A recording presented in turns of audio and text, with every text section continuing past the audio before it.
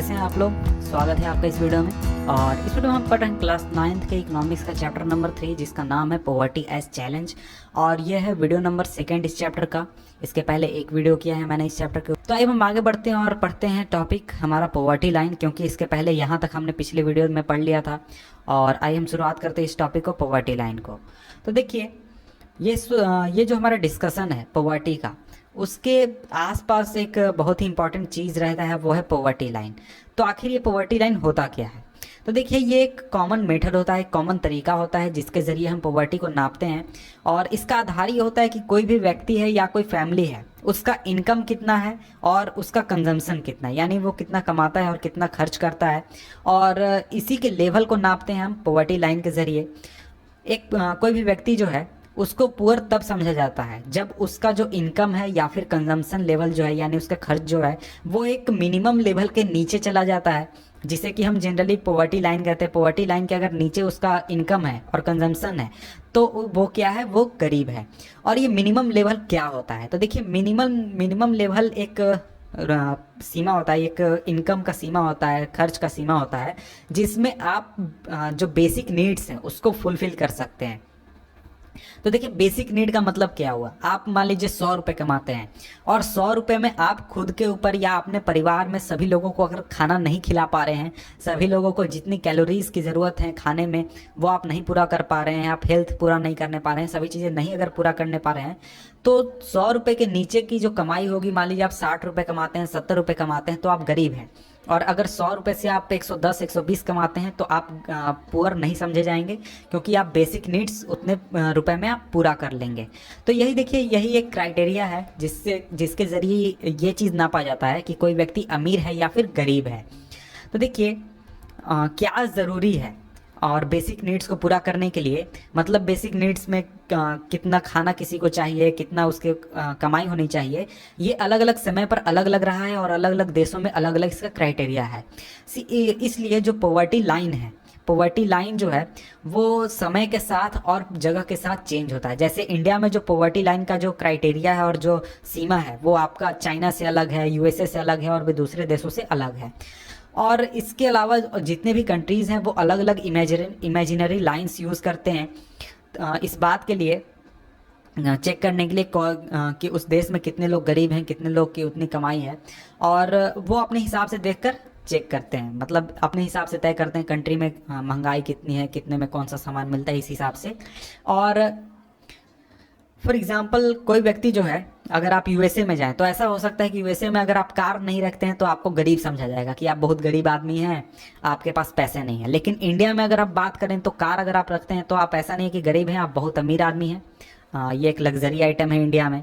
लेकिन यूएसए में ऐसा हो सकता है कि आपको कार नहीं होने पर गरीब समझा जाए। और जब पॉवर्टी लाइन को डिटरमाइन किया जाता है, तय किया जाता है इंडिया में, तो इसके लिए बहुत सारी चीज़ों को ध्यान में रखा जाता है कि कोई भी व्यक्ति के लिए मिनिमम लेवल, फूड कितना ज़रूरी है, क्लोथिंग कितना ज़रूरी है, फुटवेयर ज़रूरी है, फ्यूल, लाइट, एजुकेशनल और मेडिकल रिक्वायरमेंट जो है, इसके लिए उसे कितने पैसे की ज़रूरत है एक महीने में या फिर रोज़ाना। और यानी एक आदमी को चलने के लिए, एक आदमी को चलाने के लिए कितने पैसे की ज़रूरत है।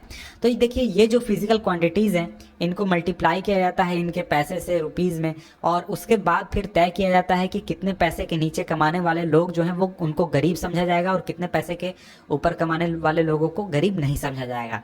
तो देखिए, आज जो फॉर्मूला यूज़ किया जाता है फूड रिक्वायरमेंट तय करने के लिए पॉवर्टी लाइन एस्टिमेट करते समय, वो ये है कि एक व्यक्ति को कितनी कैलोरीज की ज़रूरत है और वो कैलोरीज किन किन फूड से ले सकता है। जैसे वो अगर सीरियल्स लेता है, पल्सेस लेता है, वेजिटेबल्स लेता है, मिल्क लेता है, ऑयल लेता है, शुगर लेता है, तो ये जो चीज़ें हैं, इन चीज़ों को खरीदने में कितने पैसे खर्च होंगे एक व्यक्ति के मिनिमम रिक्वायरमेंट के हिसाब से, फिर उस हिसाब से रेट तय किया जाता है कि कितना जो इनकम होगा तब उसे गरीब नहीं समझा जाएगा और कितना इनकम से नीचे व्यक्ति को गरीब समझा जाएगा। तो देखिए, जो कैलोरी नीड है वो एक तरीके से वेरी करता है एज के ऊपर, सेक्स के ऊपर और टाइप ऑफ वर्क, यानी कि किस तरीके का काम कोई व्यक्ति करता है। फॉर एग्जाम्पल, अगर कोई बच्चा है तो उसका कैलोरी नीड एक बड़े आदमी से अलग है, मेल और फीमेल में कैलोरी नीड अलग है, और क्या काम करता है इस बात पर से भी अलग है, यानी कि कितना हार्ड वर्क करता है, कितना कम वर्क करता है, इस बात पर। और जो एक एवरेज जो एक माना गया है कैलोरी रिक्वायरमेंट इंडिया में, वो है 2400 कैलोरीज पर पर्सन। यानी एक व्यक्ति को डेली 2400 कैलोरीज की ज़रूरत होती है रूरल एरियाज़ में, और 21 कैलोरीज की ज़रूरत होती है अर्बन एरियाज़ में। क्योंकि जो रूरल एरियाज़ में लोग रहते हैं वो खुद को ज़्यादा इंगेज करते हैं फिजिकल वर्क में, इसलिए कैलोरीज रिक्वायरमेंट जो है रूरल एरियाज़ में उसको हायर समझा जाता है, माना जा गया है अर्बन एरियाज़ से। और इसके साथ ही जो मॉनेटरी एक्सपेंडिचर है पर कैपिटा इन चीज़ों को खरीदने के लिए कैलोरी रिक्वायरमेंट के लिए फूड ग्रेन्स के मामले में, यानी कि कितने फूड्स उनको ज़रूरत होती है, इसको रिवाइज किया जाता है बार बार कुछ समय के बाद, ताकि प्राइस को कंसीडर किया जा सके, दाम किस चीज़ के कितने बढ़े हैं कितने घटे हैं।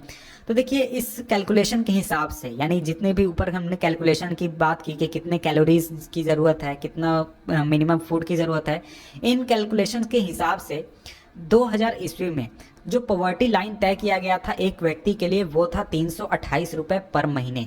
अगर कोई व्यक्ति 328 रुपये पर महीने कमाता है और खर्च करता है रूरल एरियाज़ में, तो उसे गरीब नहीं समझा जाएगा। इसका मतलब ऐसा नहीं कि उसे गरीब नहीं समझा जाएगा, उसके पॉवर्टी लाइन के नीचे नहीं समझा जाएगा। और अगर कोई अर्बन एरियाज़ में 454 रुपये कमाता है तो उसे पॉवर्टी लाइन के नीचे नहीं समझा जाएगा। ऐसा नहीं है कि वो गरीब नहीं है, उसे सोशल बेनिफिट्स दिए जाएंगे अलग अलग तरह के, लेकिन उसे पॉवर्टी लाइन के नीचे नहीं समझा जाएगा। पॉवर्टी लाइन के नीचे रहने का मतलब एक्सट्रीम गरीबी हो गई, बहुत ज़्यादा गरीबी। देखिए यहाँ पर आप एक चीज़ देख रहे होंगे कि हमने देखा कि रूरल एरियाज़ में हमें 2400 कैलोरीज़ की ज़रूरत है, लेकिन पैसे हमें कितने चाहिए, 328 रुपीज़। लेकिन अर्बन एरियाज़ में हमें 2100 कैलोरीज़ की ज़रूरत है, लेकिन पैसे कितने चाहिए, 454 रुपये, 454 रुपीज़। तो ऐसा क्यों है? तो इसका रीज़न ये है कि हमें शहरों में कम कैलोरी की ज़रूरत है, लेकिन शहरों में जो प्राइसेस हैं डिफरेंट चीज़ों के, उसके लिए ज़्यादा पैसे चुकाने पड़ते हैं लोगों को। और इस तरीके से 2000 ईस्वी में अगर कोई फैमिली है 5 मेंबर्स का, रूरल एरियाज़ में अगर रहता है, तो अगर उस फैमिली का इनकम 1600 रुपये महीने के हैं 1640 रुपये पर मंथ हैं, तो उसे पॉवर्टी लाइन के नीचे समझा जाएगा। 1640 से नीचे अगर इनकम, तो पॉवर्टी लाइन के नीचे समझा जाएगा। और अगर कोई फैमिली अर्बन एरियाज़ में रहता है 5 मेंबर्स के साथ, और वो करीब 2270 रुपये कमाता है पर महीने अपने बेसिक रिक्वायरमेंट्स को पूरा करने के लिए, तो उसे पॉवर्टी लाइन के नीचे समझा जाएगा। तो देखिए जो पॉवर्टी लाइन है इसको एस्टिमेट किया जाता है बार बार करीब 5 सालों के अंतर पर, और हो सकता है इसके पहले भी चेंज किया जाए, इसके बाद भी चेंज किया जाए, उसको बार बार रिवाइज किया जाता है। और ऐसा किया जाता है सैंपल सर्वेज करने के बाद। तो देखिए ये जो सैंपल सर्वेज होते हैं ये किए जाते हैं आपके नेशनल सैंपल सर्वे ऑर्गेनाइजेशन द्वारा, NSSO द्वारा। तो देखिए इसके बावजूद कंपैरिजन करने के लिए डिफरेंट कंट्रीज़ के बीच में जो बहुत सारे अलग अलग इंटरनेशनल ऑर्गेनाइजेशन है, जैसे कि वर्ल्ड बैंक हो गया, वो एक यूनिफॉर्म स्टैंडर्ड यूज़ करता है पॉवर्टी लाइन के लिए। इसका मतलब जैसे कि हम इंडिया के गवर्नमेंट की बात करें, तो इंडिया गवर्नमेंट अपना सिस्टम यूज़ करता है, चाइना की गवर्नमेंट अपना सिस्टम यूज़ करता है, और USA का गवर्नमेंट अपना सिस्टम यूज़ करता है। लेकिन जो इंटरनेशनल ऑर्गेनाइजेशन होते हैं वो सभी देशों में काम करते हैं, और वो सभी देशों में पॉवर्टी लाइन को मेज़र करते हैं और कंपेरिजन करते हैं अलग अलग देशों में। इसलिए वो एक स्टैंडर्ड सिस्टम यूज़ करते हैं पूरे वर्ल्ड के लिए, और वो है $1 पर डे। यानी कि अगर कोई व्यक्ति $1 पर डे से कम कमाता है तो उसे पॉवर्टी लाइन के नीचे समझा जाएगा। इसके बाद इसी में हमारा नेक्स्ट टॉपिक है पॉवर्टी एस्टिमेट्स। पॉवर्टी एस्टिमेट्स क्या है, हम इसे देख लेते हैं। तो देखिए यहाँ पर टेबल 3.1 की बात की जा रही है। तो देखिए टेबल 3.1 में क्या पढ़ना है हम यहाँ पर देख लेते हैं। तो अगर आप टेबल 3.1 को देखेंगे तो इसमें आपको पता चलेगा कि पॉवर्टी जो रेशियो है इंडिया में वो काफ़ी कम हुआ है। 1973 में करीब 55% लोग जो थे वो पॉवर्टी लाइन के नीचे थे, लेकिन 1993 में करीब 20 सालों के बाद केवल 36% लोग जो हैं वो पॉवर्टी लाइन के नीचे हैं। और यहाँ आप देखें तो यहाँ पर यही है। 1973 में रूरल एरियाज़ में 56%, अर्बन एरियाज़ में 49%, और करीब कंबाइंड करें तो 54% क्या थे, पॉवर्टी लाइन के नीचे थे। 1993 में 36%। तो हम ये चीज़ देख सकते हैं कि गरीबी की अगर बात करें, पॉवर्टी लाइन की बात करें, तो बहुत सारे लोग जो हैं वो पॉवर्टी लाइन से ऊपर आ चुके हैं, बहुत सारे फैमिलीज पॉवर्टी लाइन से ऊपर आ चुके हैं।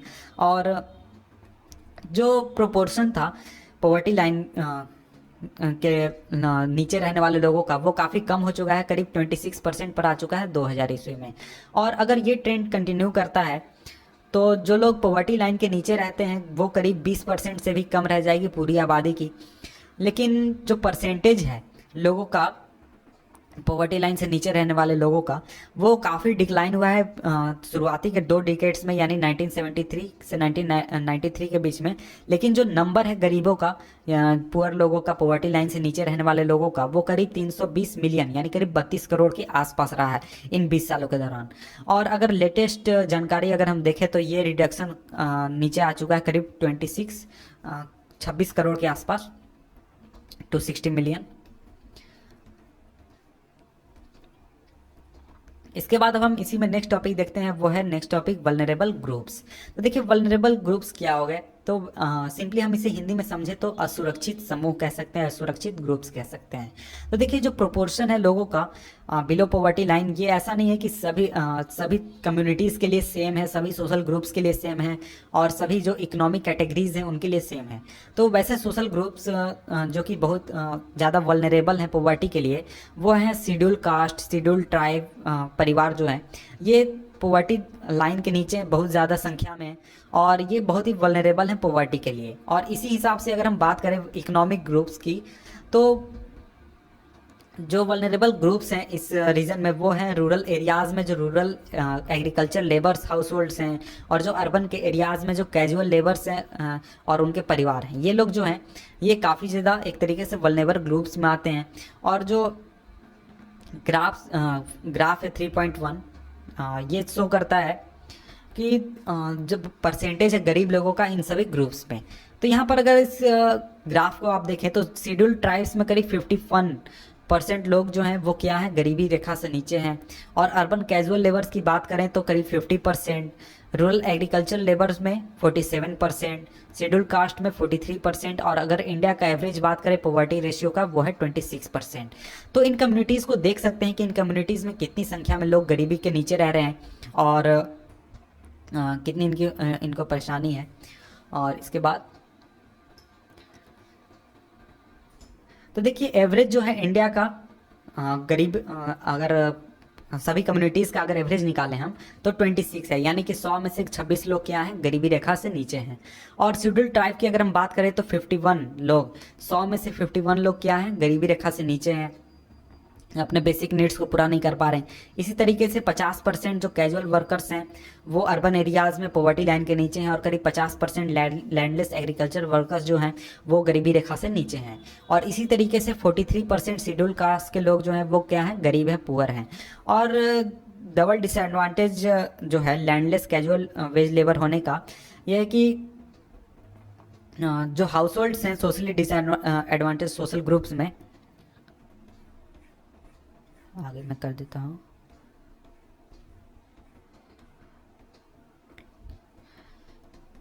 शेड्यूल कास्ट और शेड्यूल ट्राइब्स,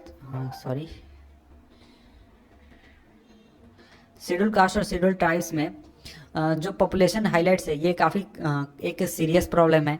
और अगर पिछले कुछ स्टडीज़ की बात करें, ये हमें दिखाते हैं कि जो शेड्यूल ट्राइब्स हाउस होल्ड्स हैं, शेड्यूल टाइप्स हाउस होल्ड को अगर हम छोड़ दें तो जो दूसरे 3 समूह हैं, जैसे कि schedule caste, rural agriculture labours and urban casual labours house hold, इनका पॉवर्टी में एक तरीके से डिक्लाइन हुआ है 1990s के बाद।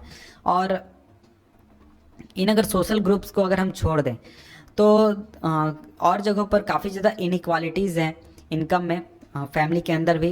गरीब फैमिलीज़ में सभी लोग जो हैं वो सफ़र करते हैं, लेकिन कुछ जो हैं वो बहुत ही ज़्यादा सफ़र करते हैं, जैसे कि महिलाएं जो हैं, एल्डरली पीपल यानी बूढ़े लोग जो हैं, या फिर फीमेल इन्फेंट जो हैं, उनको एक तरीके से सिस्टमेटिकली डिनाई किया जाता है जो रिसोर्सेज अवेलेबल हैं उनके फैमिलीज़ के लिए। फॉर एग्जांपल इस चीज़ को मैं थोड़ा क्लियरली समझा दूँ कि अगर कोई फैमिली है, उसके पास कुछ पैसे हैं, मान लीजिए वो खर्च करना चाहता है कुछ रिसोर्सेज के ऊपर, जैसे एजुकेशन के ऊपर। तो एजुकेशन में जो मान लीजिए उसके पास अगर एक बेटा है और एक बेटी है, तो वो बेटे के ऊपर एजुकेशन के लिए पैसे खर्च करता है लेकिन बेटी के ऊपर खर्च नहीं करता है। तो ये क्या हो गया, ये एक तरीके से ये चीज़ दिखाता है कि कुछ लोग जो हैं गरीब परिवार में ज़्यादा उन्हें परेशानी होती है, ज़्यादा वो वल्नरेबल होते हैं, लेकिन कुछ लोगों को कुछ सुविधाएँ मिल जाती हैं। तो इसलिए जो महिलाएं हैं, जो बच्चे हैं, जो मान लीजिए कि इसमें से ज़्यादा स्पेशली गर्ल चाइल्ड है और जो बूढ़े लोग हैं, उनको एक तरीके से हम कह सकते हैं कि वो गरीबों से भी ज़्यादा गरीब हैं, क्योंकि उनके पास अपना अपना पावर नहीं होता, अपना उनकी कैपेसिटी नहीं होती और उनको एक तरीके से रिसोर्सेज डिनाई कर दिए जाते हैं। इसके बाद यहाँ पर अब एक स्टोरी देखने वाले हैं। स्टोरी है शिवरमन का। तो देखिए, शिवरमन एक व्यक्ति है जो कि एक छोटे से गांव में रहता है, करूर के पास, तमिलनाडु में। करूर जो है वो काफ़ी फेमस है अपने हैंडलूम के लिए और पावरलूम फैब्रिक्स के लिए। और ये जो गांव है इसमें करीब 100 फैमिलीज रहते हैं। शिवरमन जो है वो एक कॉबलर है कास्ट से, और अब वो एग्रीकल्चर लेबर के रूप में काम करता है, जिसमें उसे 50 रुपये रोजाना मिलते हैं। लेकिन ऐसा नहीं है कि उसे हमेशा जॉब मिल ही जाता है, और उसे करीब 5 से 6 महीने जॉब मिलते हैं साल में। और दूसरे समय में वो शहर में जाकर कुछ काम करता है। और उसकी जो वाइफ है शशिकला, वो उसके साथ काम करती है, लेकिन उसे मुश्किल से ही काम मिलता है। और उसे जब काम मिलता भी है तो उसे सिर्फ 25 रुपये रोजाना मिलते हैं उसी काम के लिए जो कि शिवरमन करता है। और उसके परिवार में करीब 8 मेंबर्स हैं। और शिवरमन की माँ जो है उसकी उम्र 65 साल है, वो बीमार है और उसको एक तरीके से जो रोजाना के काम है उसके लिए हेल्प की ज़रूरत होती है। और उसकी एक 25 वर्ष की बिन ब्याही बहन है और करीब 4 बच्चे हैं जो कि 1 साल से लेकर 16 साल के बीच में हैं। और उसमें से 3 लड़कियां हैं और 1 लड़का है। और कोई भी लड़की जो है वो स्कूल नहीं जाती है, क्योंकि बुक्स खरीदने के लिए जो पैसे वो चाहिए और भी दूसरे चीज़ों के लिए पैसे चाहिए स्कूल जाने वाली लड़कियों के लिए, वो एक तरीके से लग्जरी के रूप में बहुत ज़्यादा खर्च है जो कि वो अफोर्ड नहीं कर सकता है। उसको एक तरीके से उन लड़कियों की शादी करनी है कुछ समय के बाद, और इसी वजह से वो पैसे नहीं खर्च करना चाहता उनके एजुकेशन के ऊपर अभी। और उसकी जो माँ है वो एक तरीके से लाइफ में उसका इंटरेस्ट खत्म हो चुका है, और वो चाहती है कि जल्दी से वो किसी तरीके से मर जाए और इस दुनिया को छोड़कर वो चली जाए। और उसकी जो बहन है और जो बड़ी बेटी है वो घर का ख्याल रखती है। और जो शिवरमन है वो ये प्लान कर रहा है कि वो अपने बेटे को स्कूल भेजेगा जब वो उस उम्र का हो जाएगा, स्कूल भेजने के लायक हो जाएगा। और उसकी जो अनमेरिड बहन है यानी बिन विवाहित बहन है, वो उसका अपनी भाभी से यानी शशिकला से उतना जमता नहीं है, उतना बनता नहीं है, और उनके बीच काफ़ी झगड़े भी होते हैं। और इस वजह से जो शशिकला है वो एक तरीके से उसे बर्डन के रूप में समझती है। लेकिन शिवरमन जो है वो पैसे नहीं होने की वजह से उसके लिए एक अच्छा दूल्हा नहीं खोज पा रहा है। और इसके बावजूद जो फैमिली है उसे मुश्किल से 2 वक्त का खाना मिल पाता है। और शिवरमन जो है वो कभी कभार अपने बेटे के लिए दूध खरीद कर ले आता है, लेकिन इसमें वो दूसरे लोगों को नहीं दे पाता क्योंकि वो काफ़ी गरीब है। तो देखिए, यहाँ पर एक तरीके से एक चीज़ आपने देखा कि जो परिवार है उसमें अलग अलग लोग जो हैं उनको रिसोर्सेज का जो डिस्ट्रीब्यूशन है वो एक तरीके से इक्वल नहीं है। जैसे कि वो अपने बेटे को एजुकेशन देने के लिए तैयार है, लेकिन बेटी को एजुकेशन देने के लिए तैयार नहीं है। उसकी जो बहन है उसे कई सारी परेशानियां और भी बहुत सारी चीज़ें हैं। तो देखिए, इस वीडियो में इतना ही। नेक्स्ट वीडियो में हम पढ़ेंगे इस टॉपिक को जिसका नाम है इंटर स्टेट डिस्पैरिटीज़, और इसके बाद हम पढ़ेंगे ग्लोबल पॉवर्टी सिनेरियो। तो मिलते हैं आपसे हम नेक्स्ट वीडियो में, तब तक के लिए गुड बाय।